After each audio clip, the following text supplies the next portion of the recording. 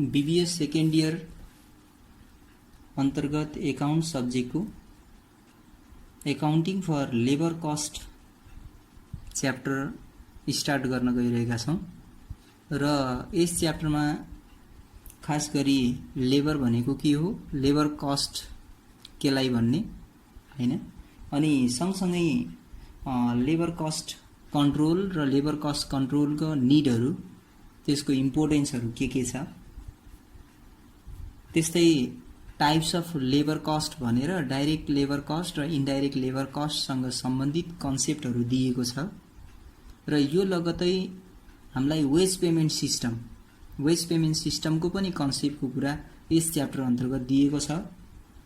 Labour कस्टमा हामी labour भनेर केलाई भन्ने, हामीले यो कुरा पनि विशेष ध्यान दिउँ। लेबर भन्ने बित्तिकै कुनै पनि अर्गनाइजेसनको डे टु डे अपरेसनका लागि वा डेभलपमेन्टका लागि मेन्टल्ली र फिजिकल्ली कन्ट्रिब्युसन गर्ने मेन पावरलाई हामी लेबर भन्छौं वा रिसोर्सेसलाई हामी लेबर भन्छौं र त्यस्तो फिजिकल र मेन्टल्ली कन्ट्रिब्युसन गर्ने जुन मेन पावर छ त्यस्तो मेन पावरलाई उसको कन्ट्रिब्युसन बापत जुन पेमेन्ट गरिएको हुन्छ त्यस्तो पेमेन्टलाई हामी लेबर कस्ट भन्छौं। सामान्य अर्थमा हामी यसरी परिभाषित गर्न सकिन्छ। अब यो लेबर कस्टमा लेबर कस्टका प्रकारहरू भनेर हामी डाइरेक्ट लेबर कस्ट र इन्डाइरेक्ट लेबर कस्ट गरेर डिभिजन गर्न सकिन्छ। डाइरेक्ट लेबर कस्ट भन्ने बित्तिकै हामी जुन लेबरहरू प्रोडक्सन प्रोसेसमा डाइरेक्टली इन्भल्भ हुन्छन्, डाइरेक्टली इन्भल्भ हुने जुन लेबरहरू छ तिनीहरूलाई गरिएको पेमेन्टहरू चाहिँ डाइरेक्ट लेबर कस्ट अन्तर्गत आउँछ।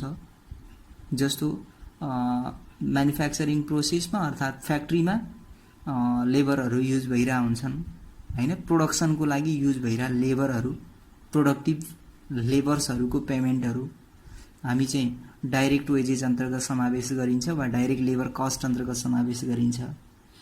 तर इन्डाइरेक्ट लेबर कस्ट भनेको के हो भने डाइरेक्टली प्रोडक्सन प्रोसेसमा इन्भल्भ नहुने तर इन्डाइरेक्टली प्रोडक्सन प्रोसेसको लागि हेल्प गर्ने। भन्नुको अर्थ हामी इन्डाइरेक्ट लेबर भन्ने बित्तिकै केलाई बुझ्नुपर्छ भने प्रोडक्सनको लागि हेल्प नभए पनि त्यसमा अप्रत्यक्ष रूपमा सरोकार राख्ने जति पनि मेन पावरहरू हुन्छ ती मेन पावरहरू सँग सम्बन्धित खर्चहरूलाई हामी के भन्छौं त भन्दा इन्डाइरेक्ट लेबर कस्ट भन्छौं। र त्यसैगरी हामीलाई यो टपिक अन्तर्गत यो च्याप्टर अन्तर्गत यो वेज पेमेन्ट सिस्टमको पनि कुरा गरेको छ। यो म वेज पेमेन्ट सिस्टमको कुरातिर लागे।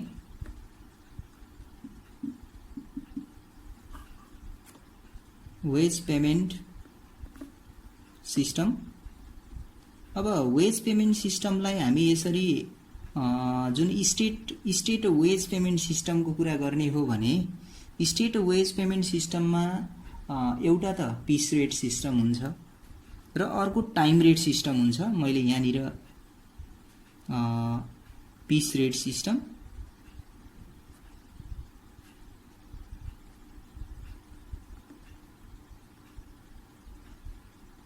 र अर्को हाम्रो टाइम रेट सिस्टमको कुरा आउँछ हैन। अब पीस रेट सिस्टम भनेको कुरा के हो त त्यहाँ जाउँ। पीस रेट सिस्टम भन्ने बित्तिकै हामी के बुझ्नु पर्यो भने कुनै पनि वर्करले सर्टेन पिरियड अफ टाइममा कति क्वान्टिटी प्रोड्युस गर्यो त त्यो प्रोड्युस गरेको क्वान्टिटीको आधारमा यदि वेजेस पेमेन्ट गरिन्छ भने त्यस्तो किसिमको वेज सिस्टमलाई हामी पीस वेज सिस्टम वा पीस रेट सिस्टम भनिन्छ। अब यस्तो पीस रेट सिस्टम अनुसार चाहिँ हाम्रो यो खास गरी यो च्याप्टरको मेन फोकस चाहिँ केमा छ भने वेज क्याल्कुलेसनसँग सम्बन्धित छ। तसर्थ यो पीस रेट सिस्टमबाट पनि वेज क्याल्कुलेसन गर्दा कसरी क्याल्कुलेसन गर्ने भन्ने कुरालाई विशेष फोकस गरेको छ।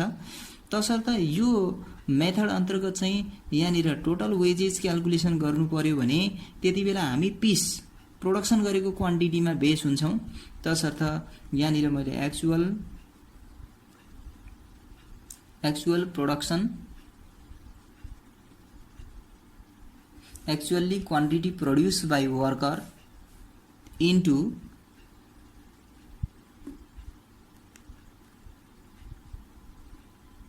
वेज रेट पर युनिटमा बेस भएर हामी वेज पेमेन्ट गर्छौं भने वा उसले उत्पादन गरेको वर्करले प्रोडक्सन गरेको क्वान्टिटीमा बेस भएर हामी वेज तिर्छौं भने त्यस्तो किसिमको सिस्टम भनेको नै के हो त भन्दा पिस रेट सिस्टम हो। र यो जुन हाम्रो एक्चुअल प्रोडक्सनको कुरा भइरहेछ यो भन्या चाहिँ एक्चुअल आउटपुटको कुरा हो। एक्चुअल आउटपुट भनेको पनि सेम नै हो हैन, इन्टु यसलाई हामी वेज रेट पर युनिट पर पिस भन्ने बित्तिकै यसलाई हामी पिस रेट पनि भन्छौं। त्यही भएर actual output into piece rate भनेर लेख्दा पनि हुन्छ। यो धेरै ठाउँमा त्यसरी नै लेखेको पनि देखिन्छ हैन। यसलाई टोटल प्रोडक्सन पनि भन्छ। कुनै पनि वर्करले ड्युरिङ द पिरियडमा जति प्रोडक्सन गरेको छ त्यसलाई टोटल प्रोडक्सन भनेर पनि लेखिएको पाइन्छ। र त्यस्तै गरेर बी नम्बर भनेको time rate system, state time rate system पनि भनिन्छ। अब टाइम रेट सिस्टम भन्ने बित्तिकै हामी केलाई बुझ्नु पर्यो भने टाइममा बेस भएर वेज पेमेन्ट गरिन्छ भने कुनै पनि वर्करले फ्याक्ट्रीमा वा अर्गनाइजेसनमा अफिसमा कति टाइम स्पेन्ड गर्यो त त्यो उसले स्पेन्ड गरेको टाइमको आधारमा वेज पेमेन्ट गरिन्छ भने त्यसलाई हामी टाइम रेट सिस्टम भनिन्छ।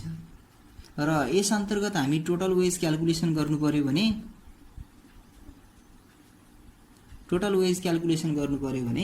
हामी टाइम वर्कड कति समय काम गर्यो हो हैन, अनि time worked into wage rate per hour, 1 घण्टामा कति उसले काम गरेको छ त्यही अनुसार के हुन्छ त भन्दा ज्याला वेज क्याल्कुलेसन गरिन्छ। र यसैलाई हामी अर्को के भन्छौं भने यहाँ यसैलाई मैले यहाँनिर ब्र्याकेटमा लेखिदिने भए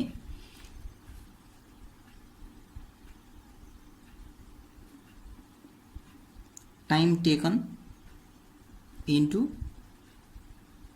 टाइम रेट।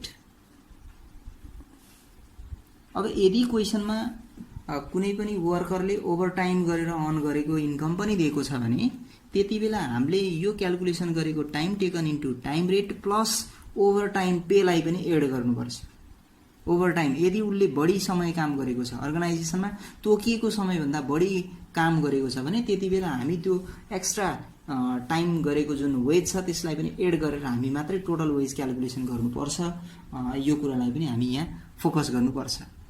अब यो त हाम्रो के थियो भने स्टेट सिस्टमबाट सामान्यतया साधारणतया जसमा चाहिँ बोनसहरू इन्क्लुड गरिएको छैन त्यसरी चाहिँ वेज क्याल्कुलेसन गर्दा कसरी गरिन्छ भन्ने यो ओल्ड कन्सेप्टको कुरा हो। अब सँगसँगै के छ भने विभिन्न अथरहरूले यो वेज पेमेन्ट सिस्टममा विभिन्न अथरहरूले आफ्नो ओपिनियनहरू राखेका छन् र उनीहरूले जस्तो इन्डिभिजुअल वेज पेमेन्ट सिस्टमको पनि कुरा गरेका छन् भने ग्रुप बोनस सिस्टमको पनि कुरा गरेका छन्। तसर्थ यहाँनिर हामी के गर्छौं भने पहिले हामी प्रिमियम प्लान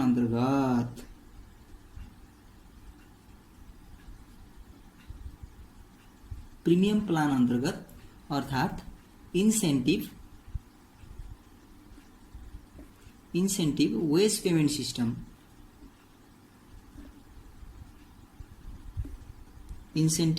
पेमेन्ट सिस्टम जसमा अब के हुन्छ भने बोनस पनि लेबरहरूलाई बोनस पनि दिइन्छ। उनीहरूले एक्स्ट्रा काम गरेका छन् भने उनीहरूले अर्गनाइजेसनमा तोकिएको टाइम भन्दा छिटो काम गरेका छन् र टाइम सेभ गरेका छन् भने त्यसको आधारमा चाहिँ के हुन्छ त भन्दा उनीहरूलाई एक्स्ट्रा प्रिमियम दिने अर्थात् इन्सेन्टिभ दिने बोनस दिने सिस्टम पनि छ। र यो सिस्टमबाट हामी वेज क्याल्कुलेसन गर्ने बेलामा यसमा पनि के छ भन्नुहुन्छ भने एउटा त फर्स्टमा इन्डिभिजुअल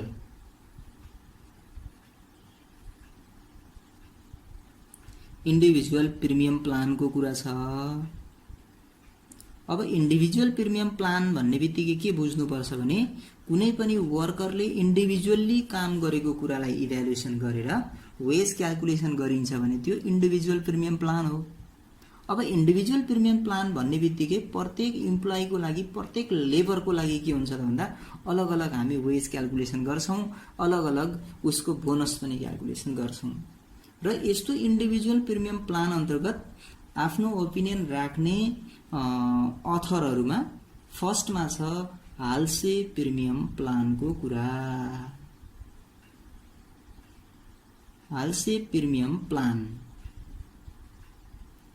अब हाल्से भन्ने अथर उनले चाहिँ के गरे भने यो वेज पेमेन्ट गर्ने बेलामा यदि कुनै पनि वर्करले तोकिएको समयभन्दा छिटो काम सम्पन्न गरेर टाइम बचाउँछ भने अर्थात् टाइम सेभ गर्छ भने त्यति बेला उसलाई के हुन्छ त भन्दा टाइम सेभ गरेको आधारमा बोनस पनि इन्क्लुड गरिदिनुपर्छ, अर्थात् उसलाई बोनस पनि दिनुपर्छ। यदि त्यसरी बोनस दिन सक्यौ भने ऊ मोटिभेट हुन्छ भन्ने कुरालाई फोकस गरेका छन्।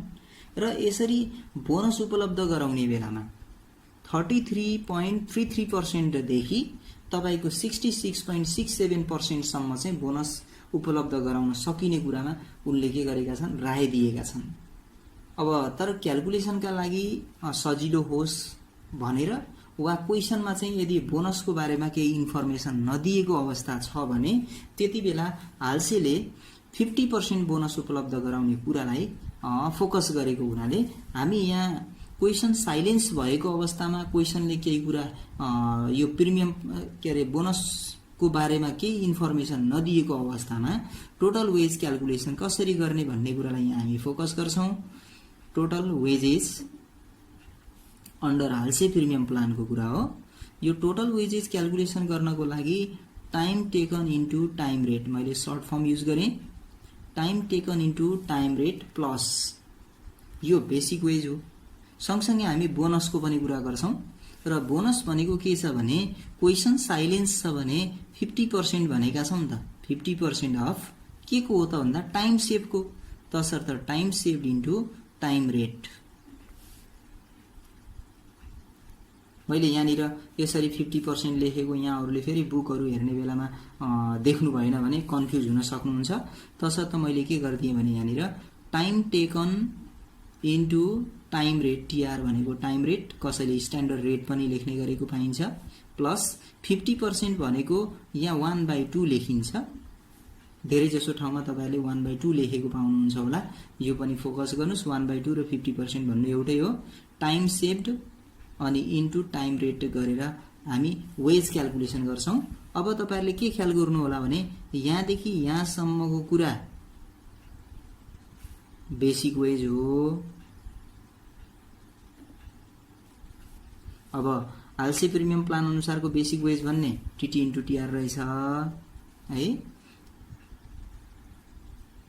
त्यसै गरेर हाल्से प्रिमियम प्लानको बोनस भनेर फेरि हाम्रो यो 1/2 देखि पछाडी टीएस इन्टु टीआर सम्मको यो फेरि के रहेछ त भन्दा बोनस। त्यही भएर बेसिक वेज प्लस बोनस गरेर टोटल वेज क्याल्कुलेसन गरेको कुरा यहाँ हामी बुझ्न सक्छौं है। यो कुरालाई यहाँ मैले फोकस गरेँ। अब यसमा हामी के ख्याल गरौँ भने मैले यहाँनिर वेयर भनेर टीटी भन्ने बित्तिकै टाइम टेकनको कुरा, काम गर्नको लागि कति समय लिएको थियो अर्थात् कति समय उपलब्ध गराइएको थियो त्यो कुरा चाहिँ टाइम टेकन हो। जस्तो सामान्यतया 8 घण्टा काम गर्ने भन्ने कुरा आउँछ नि, त्यो 8 आवर्स चाहिँ डेली काम गर्ने भनेर तोकिएको छ भने त्यो भनेको हो टाइम टेकन हो। त्यस्तै टीआर भनेको टाइम रेट, यो टाइम रेट भन्ने बित्तिकै हामीले के बुझ्नु पर्यो भने आवरली वेजको कुरा हो हैन। वेज पर आवर, यसलाई फोकस गर्नु पर्यो हैन। अनि त्यसै गरेर टीएस, यो टीएस भनेको टाइम सेभड। अब टाइम सेभ भनेको चाहिँ टाइम सेभड कसरी क्याल्कुलेसन गर्ने भने टीए माइनस टीटी गरेर टाइम सेभड निकालिन्छ। अनि त्यस्तै अरु यहाँ हामीसँग त्यस्तो के छ, टीटी छ। टीटी हामी लेखिसक्यौं, टीआर पनि लेख्यौं, टीएस पनि लेख्यौं। अब टीए, टीए भने टाइम एलाउड, स्ट्यान्डर्ड टाइम। जस्तो 1 युनिट प्रोडक्सन गर्नको लागि कति टाइम निडेड हुन्छ, स्ट्यान्डर्ड चाहिँ प्रिडिटरमाइन हुन्छ।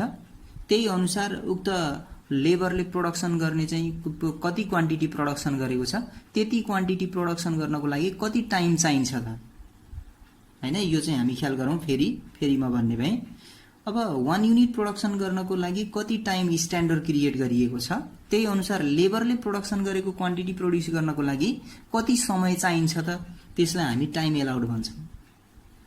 लेबरले प्रोडक्सन गरेको काम गर्नको लागि अर्गनाइजेसनले उपलब्ध गराएको समय, यसलाई टाइम एलाउड भनिन्छ र यसलाई स्ट्यान्डर्ड टाइम पनि भनिन्छ। यो टाइम एलाउड भनेको खास के हो त भन्दा time taken plus time saved हो। यी फर्मुलालाई मैले यताउता गरिदिएको मात्रै हो, हैन। यसरी हामी हालसे प्रिमियम प्लान अनुसार हामी टोटल वेज क्याल्कुलेसन गर्न सकिन्छ। इन्डिभिजुअल प्रिमियम प्लान अन्तर्गत 4 जना अथरहरूले आफ्नो ओपिनियन दिएका छन्। यहाँनिर भर्खर हामी एउटा मात्रै अथरको कुरा गर्यौं। अब यसै गरेर हामी दोस्रोमा जाने भयौं, बी नम्बरको रोन प्रिमियम प्लानको कुरा।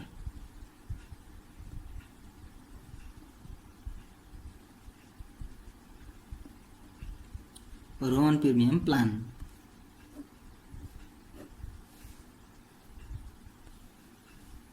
रोन प्रिमियम प्लान अन्तर्गत पनि टोटल वेज क्याल्कुलेसन गर्ने बेलामा यो पनि premium plan, individual premium plan अन्तर्गतको कुरा हो। यसमा पनि के छ भने इन्डिभिजुअलले काम गरे अनुसार चाहिँ प्रिमियम कति चाहिँ उसलाई बोनस दिने त भन्ने कुरालाई फोकस गरेका छन्।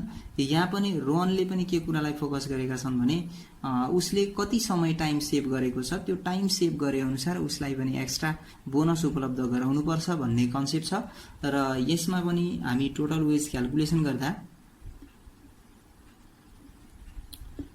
क्याल्कुलेसन गर्दा time taken into time rate भनेको बेसिक वेज नै भयो। बेसिक वेजमा केही पनि फरक छैन।